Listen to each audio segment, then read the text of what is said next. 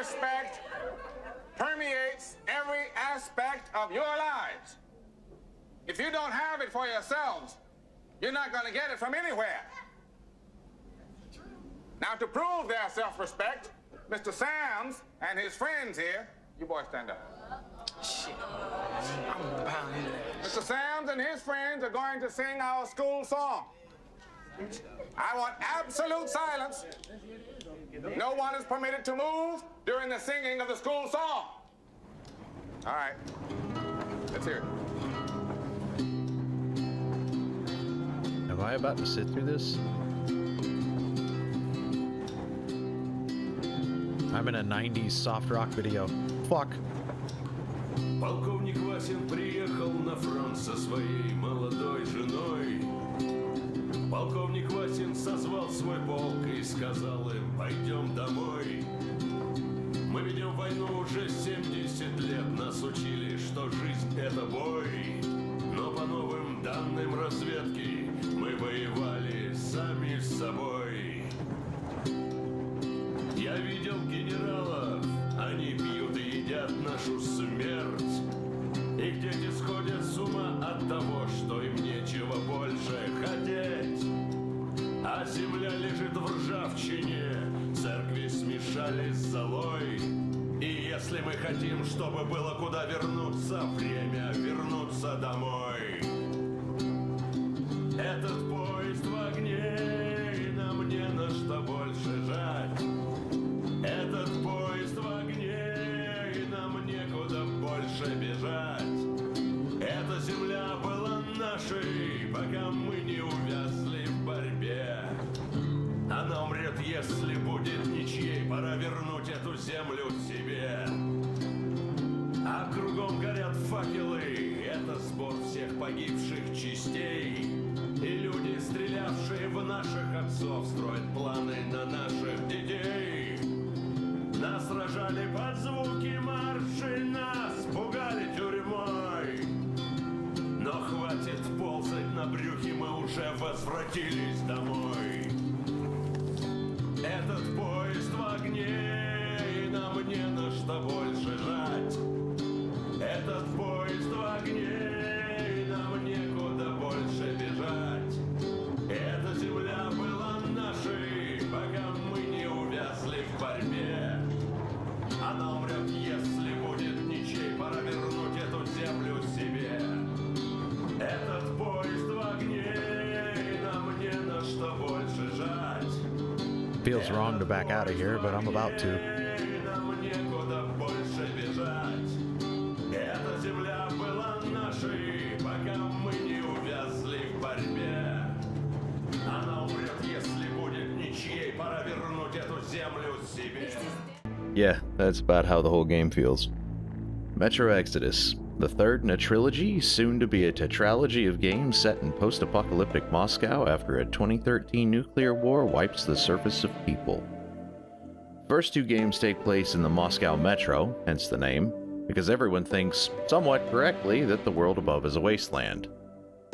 Even though it's not. This game's been out for a while, so I'm going to present everything as I experienced it, but I'll be blunt, I didn't care for this game. It's a Metro game that tried to be a little different and instead became something else. I can't even complain that it's Metro in name only, because the bulk of the experience matches the previous two entries. But much of it is put together like my videos. Slovenly, sloppy. A little sloppy, forced at times.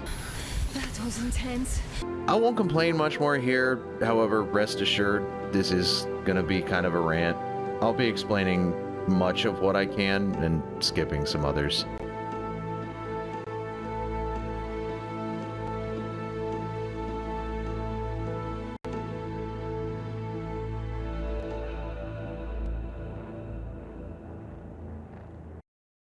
Long story short, Artyom, our protagonist, and his wife Anna discover proof of active surface activity outside of Moscow.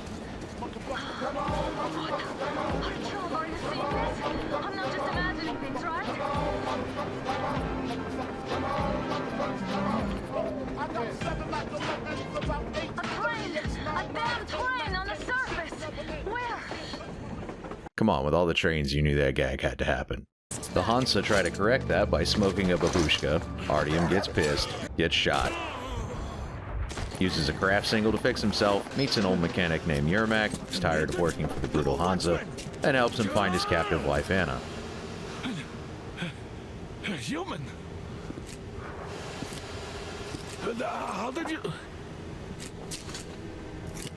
Oh my god. It's you she's been screaming about. Unfortunately, during the scuffle, a poorly placed trigger finger tells the whole Metro the outside world is still very much alive. Take this, bitch!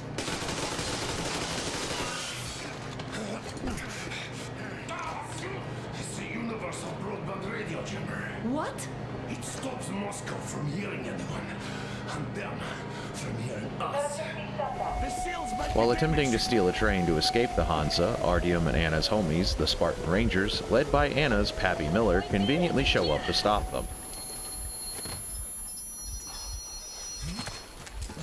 Base, we apprehended the engineer with 2 accomplices. Over. Roger that, base. Over. All right, shoot these 2. And as for the engineer... What do you mean, shoot these 2? Don't you dare get me linked, soldier. The Colonel will give you a piece of his mind now. Colonel, sir, we have a situation here. Dad! Guys! It's us! Help us! Rather than decorate the inside of the train with his daughter's gray matter, the Spartans help them escape instead. Court-martial for all of you. They all go into the wild blue fuckery of nowhere aboard the train, the Aurora.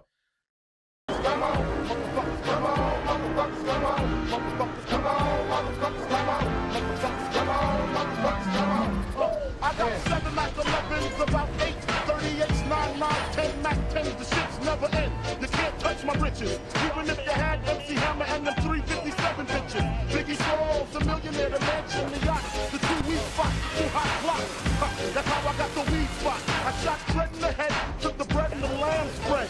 Little body got the shot into your body, so don't resist, or you might miss Christmas. I took guns, I make number runs, I give MCs the runs tripping. When I put my clip in the AK, I slaves it far away. Everybody hit the D-E-C-K. My slow's remarkable. P2 Mateo, now we smoke weed like Tony Montana, Sister Yayo. That's crazy blunts, mad L's. My boy sells from the avenue to jail cell. Oh my God, I'm dropping shit like a pigeon. I hope you're listening, smacking babies that they're listening. So you better grab your pistol, cause if you sit still, I'm gonna make your fucking shit spill.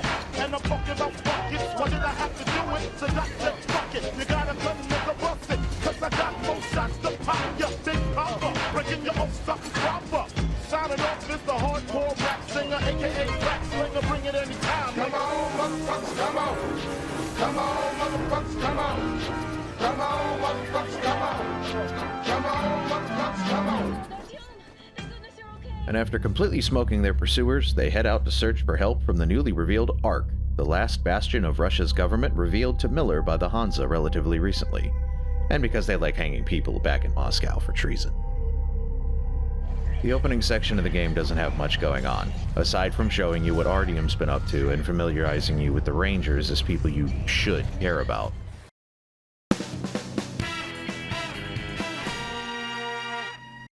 I can't believe my eyes. Artyom! This fine fella's Duke, the young brash upstart looking for booty. Both kinds, and glory. All right, you give us a scare, brother.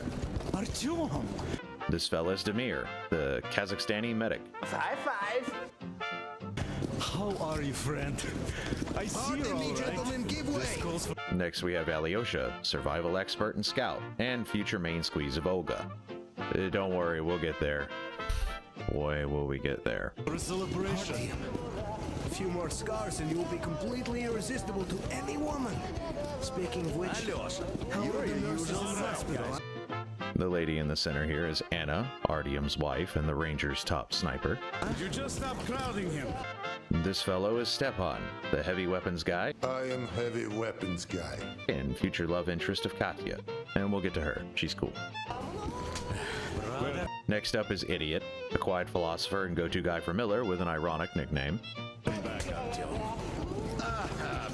Sam, Miller's bodyguard and the only American on the team.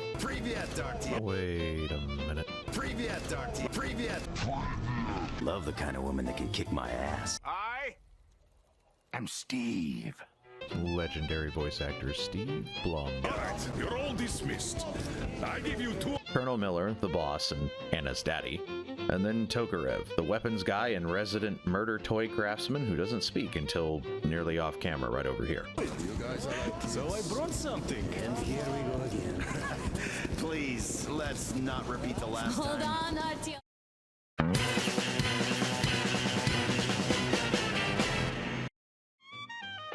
Much of the prologue leans into the fact you should have played the previous games. While not required, I'd argue you're supposed to care about most of these characters already from the previous games, at least a little bit. But most of them aren't terribly interesting, even when the game's trying to make a point of focusing on them individually.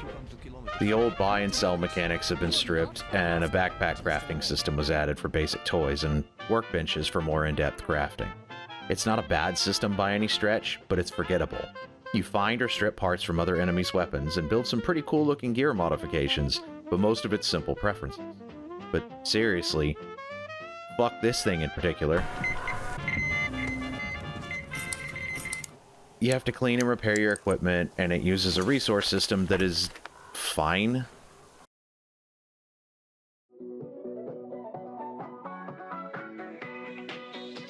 Welcome to the Volga. Welcome to Swamp Ass, home of Rasputin's Amish cult. No, that's not his name. It's just kind of irrelevant anyway. The resident Amish-like cultists believe in the Czarfish. Yes, this fucking thing. And they're scared of flashlights. Yes, this fucking thing. The plan is simple. The Aurora took some hits from Thomas the Tank Engine and needs time for Yermak to do repairs. So Pappy Miller sends the crew out into the locale to fuck around and find out a little. Get repairs made and move northward towards the ARC, aka the remaining central government communicating behind the scenes with Moscow in secret. That is, until someone shot up the jammer. So, before we can move on to the next area, we have a short list of tasks. First, Artyom rows over to the cultists to recon while his wife Anna spots a woman waving a flag atop a bell tower for help. Along the way, we're introduced to the fact that much of this game will feature rowboats and nuisances that might attack them. Of course, I get molested by giant crawdads. Not sure if that's better or worse than craw uncles. Making our way up and speaking to the mother and daughter, they're introduced as Katya and Nastya, a mother and daughter being held in isolation by Rasputin and his circle jerk of fish-filleting dipshits that explode randomly, I guess. What the fuck? Anna rescues them off screen after we depart silently, hurting no one. Next on the list of shit to do, Artyom heads out again and meets my favorite character of the game, Crest, a stereotypical Russian mechanic who eloquates himself using swears every other sentence.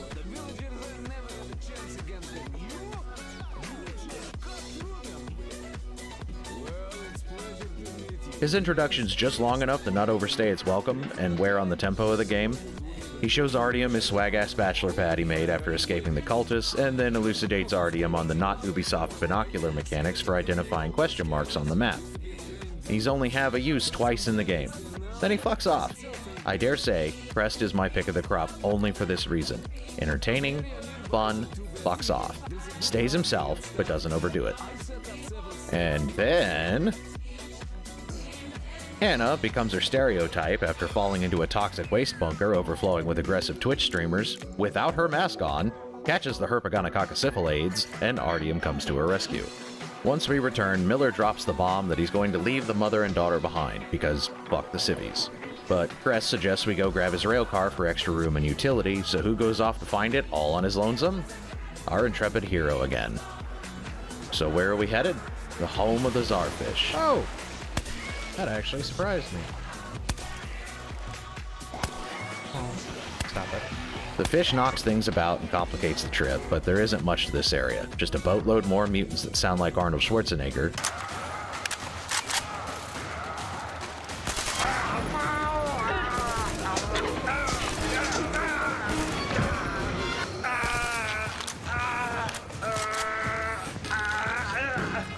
A switch that took me entirely too long to find. Yep, I'm retarded. That's what it was. Okay. That's cool. Just spent way too much time looking for the fucking obvious. Because I didn't actually think about what I was looking for. And another follow-up opportunity to smoke some fools and to get lost finding a couple more track switches. God. Everything's so fucking gray. Oh, it's like a bandit camp insignia.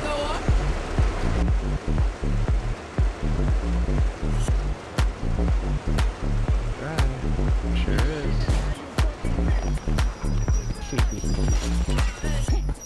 Oh, ah.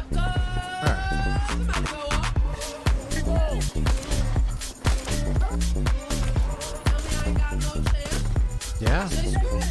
4. Bye. Ain't nothing to it but to do it. Tell me I ain't got no chance. I say screw it. Oh, I think I got them both. Fuck you mean? I tell them back up, cause I'm about to go up. Ain't nothing to it but to do it. Ain't nothing to it but to do it. Hi. What?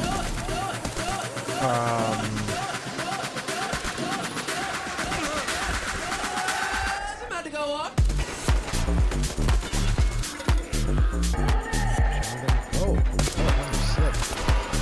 oh, hi. Come here.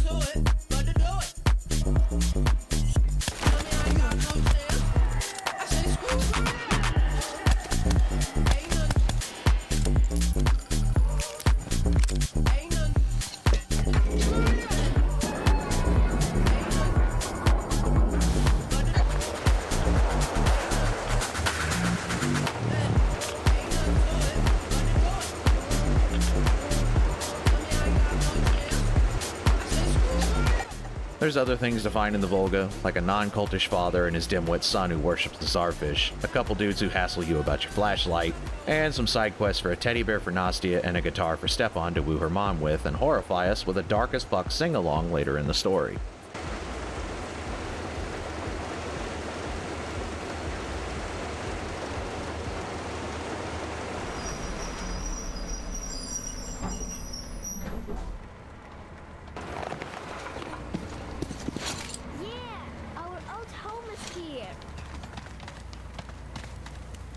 Artyom, come up here.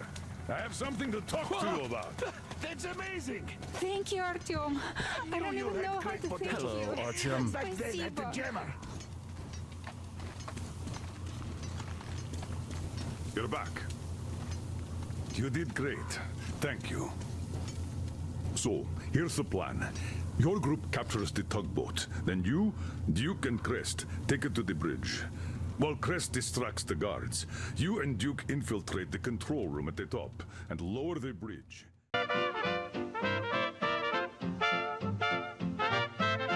You're gonna pay for it, but it is what it is.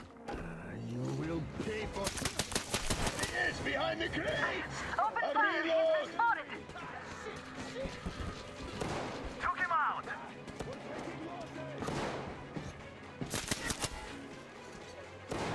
Sorry. What? Bitch.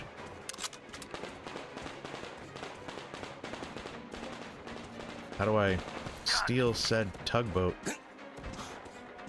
It's right here. Ah, there. Open.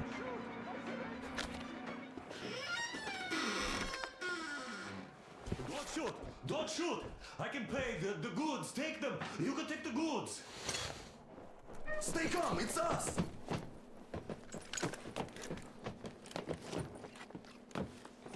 Did we just, like, wipe the whole ship, or? Oh. Great job, Artyom. Yeah, I had to kill a man, and he didn't deserve it, as far as I know. You did great.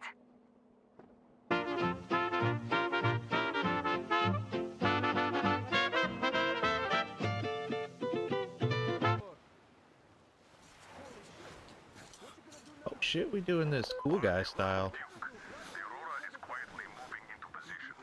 He's going up. I love how quickly he's climbing this bitch up. Like, that's not easy going down, let alone up. This guy's a beast. To the right.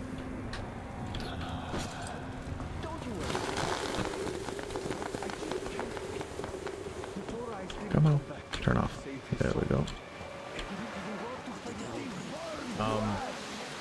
And the seas boiled, and people turned into shadow. But our cloisters survived. For the faithful reside here. And the Lord in his mercy and wisdom has chosen one among them who goes by the name of Silantia. And so speaketh the Lord, I will be with you, and will keep you safe, provided you are true in your devotion. Provided you reject satanic technology. Am I about to do something retarded? I almost want to go out on that. Do you reject Satan's deception? That thing they call electric. Guess I do have to go that way. Oh. Wish me luck, I guess. Yep. It is. Oh, this is wild. Bro, swing back. Thank you. Turn it off. Turn it off. I can't turn that off. Okay.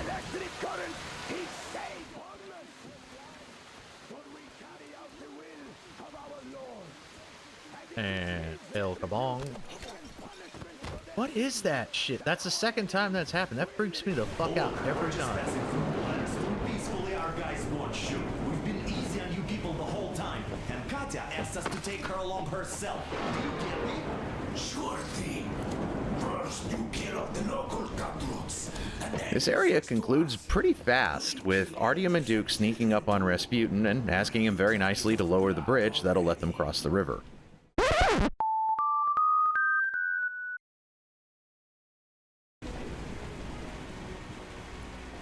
Leave us for good now. God may punish you for your sins, but my responsibility is to tend my flock. That's a good boy. Hear me, brothers. Hold your fire. You hear me? I'll excommunicate everyone who shoots. Well, I did all I could. Just don't shoot. And tell the driver to keep it slow. The bridge is in shambles, so don't stop. Or the bridge might collapse. You will have to jump Here, we reached an agreement. They will let us through if we don't shoot and move slowly. And don't stop. I repeat, do not stop. Over.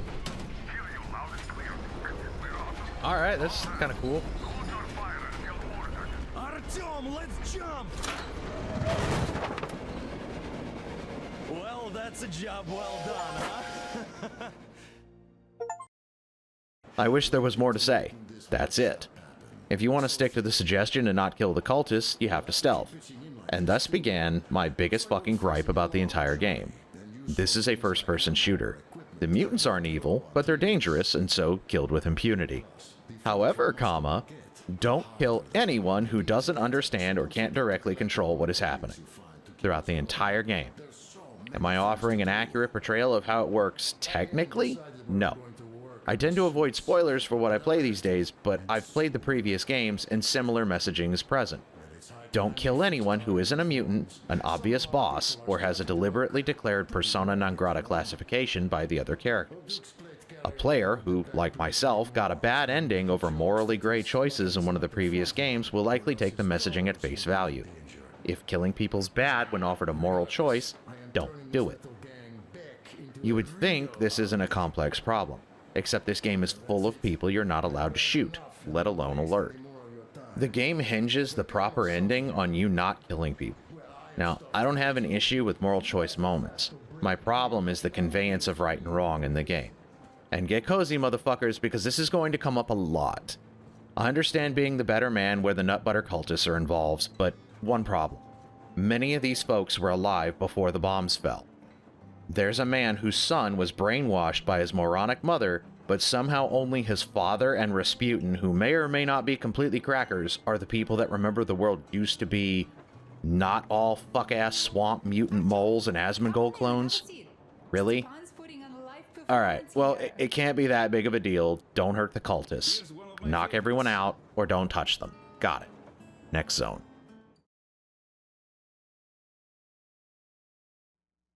We are approaching the Yamantau bunker. the final destination of our long journey. Direct radio contact with the bunker has completely dissolved Miller's resentment towards me for destroying our previous lives. He is eagerly anticipating the meeting with the Minister of Defense he was promised. Probably such things are important for a career officer. The people, though, are less interested. They are asking important questions. Where are the occupying forces? Why is there just wilderness and people gone wild around? What's stopping the government from restoring the country? What was being done in the last 20 years? Miller believes that we'll get all the answers. He will be pardoned, as well as Anna and I. And we will all return home to the Metro. And so we arrive. Welcome to the Ark, aka Terminus from The Walking Dead. If you know, you know. This area is unfortunately short and obscenely sweet in terms of Metro gameplay. Pappy Miller gets dolled up, celebratory speech in hand, and heads into the obvious-as-fuck trap bunker filled with, surprise, bloodthirsty cannibals led by Dr. Mengele. Crest was calling bullshit as we roll up to the entry door, but everyone blunders inside at Miller's direction. Look, this is a bad place. No, we shouldn't have come here. Really? Okay, so where's my welcoming committee and red carpet? I don't get this. Oh, see? Nobody home. How about we go back, huh? Dr. Mengele puts on airs to lure the party in and spring his trap. The government's gone, and by the looks of things, has been for a while. Clearly, the Hansa are lying dicks because anyone responding to these clowns would have been made into jerky and never heard from again.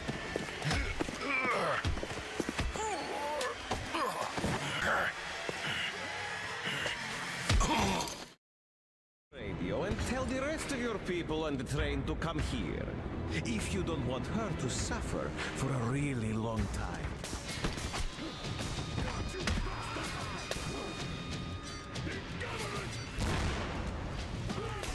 During the ambush, Anna's dragged away, while a horde of dudes from Deliverance rush down to apply KFC's 11 herbs and spices to the remaining party. The rest of the boys who were on standby rush to the rescue and restore the game to what it felt like in its previous iterations. On rails, full of bullets, and impunity to shoot up the bad guys. We gon' fuck shit up.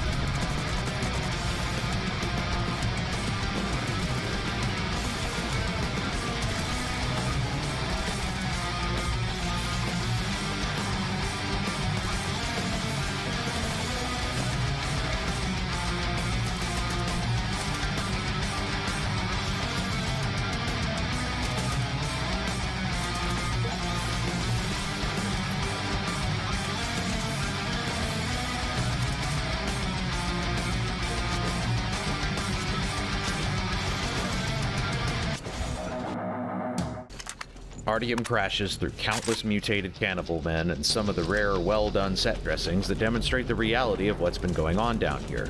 These dudes have been using their radio messages to lure people in to snack on, likely for a good while. The boys fuck shit up, Artyom has his first major brawl with a heavy gunner, and Dr. Mengele lets some hints drop that Anna might have ground glass opacities in her lungs caused by COVID, while giving her a health eval before snack time. Just don't kill me! Remember what I told you. Mengele gets smoked. I've made more bad puns. That's how you get ahead in life. Please, don't leave. And everyone escapes back to the Aurora. The Ark was where the game felt more Metro and grabbed my interest by the balls again. It was clear as crystal that this bunker was going to be full of cannibals, sure, but that's the appeal. You know what you're going to get. Irredeemable fuckheads needing all the bullets. No questions of morality. They sold their souls with the first swallow of human flesh. This is what I'm here for. Shooting Nazis, throwing commies from high places, and ending cannibals with Molotov cocktail. But with that, I think I've droned on long enough. The next episode, we head to the Caspian. Please, no more boats. It's the Farhampton Boat Show! Boats! November 5th, 6th, and 7th at the Farhampton Civic Center! Come on down!